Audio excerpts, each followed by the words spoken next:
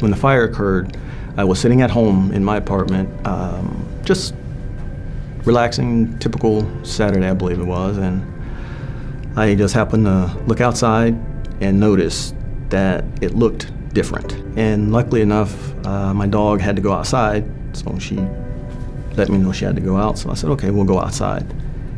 As we walked towards my front door, I could smell smoke. At the time, I figured someone was just barbecuing, summertime.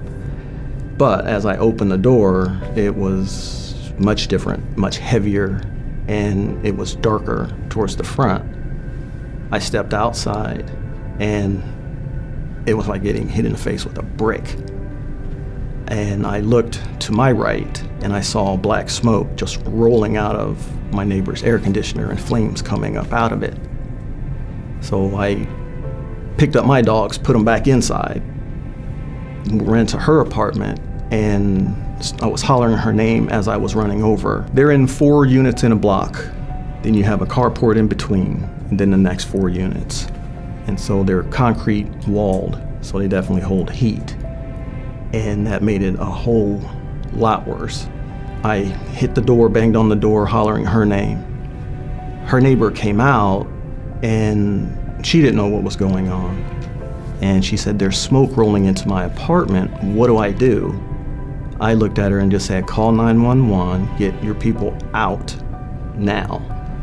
I hit my neighbor's door. It didn't open. I'm still hollering for her. Hit it again, it came open. And everything just went into automatic from what I was trained to do. I stepped back, let the smoke roll out, saw my feather, as we call it, hit the deck and crawled in as far as I could. And I'm hollering for my neighbor. And flames were coming out of the kitchen. Black smoke was everywhere, very toxic.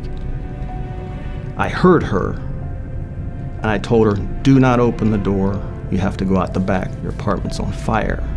So I crawled back out, ran around to the back of the apartment. You have a lower patio area. Then the balcony is maybe 15 feet above with the railing. And I just ran around with a good start and kind of hopped up and grabbed and pulled myself up to get her. Scooped her up, and she's trying to go back in. And I said, we have to go. And the balcony gave away, the railing fell, so we fell. We hit the ground, I didn't even feel it. And kind of just picked the railing up, threw it aside, picked her up, and we ran back around to the front.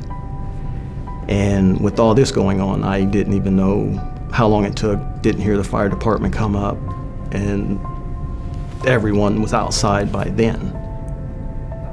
And so she's hysterical, of course, and her puppies, her dogs, were still inside. They were so small, they basically suffocated. And she's trying to go back in. I'm holding her, and everyone just kind of standing there watching. And I'm like, can I get some help here? And finally, someone grabbed her.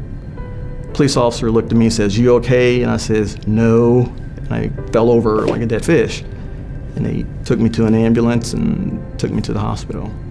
And I was there for maybe 6 hours.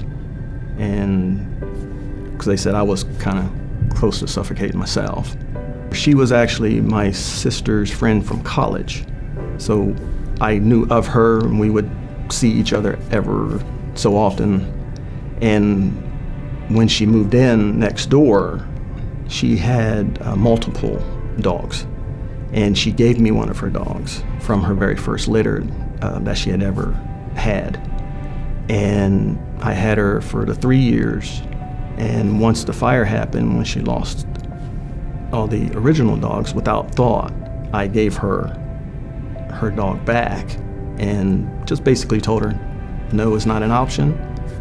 You need her more than I do. And just gave her back to her. So kind of, I guess, help or heal.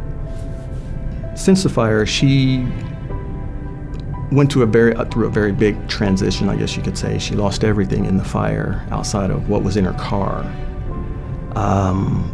She didn't have a home, but she was trying to start her dog grooming business.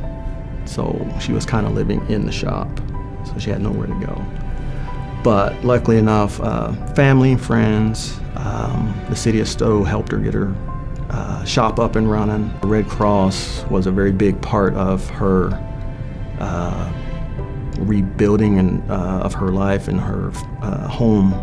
So that played a very, very big part in her life, the Red Cross. It wouldn't have made any difference had I not known her. Had she just been someone I say hey to every day? No, not at all. It's, as I see it, it's the right thing to do as a human being and for each other. No matter who we are, no matter if we're mad at each other or whatever, it's what's supposed to be done.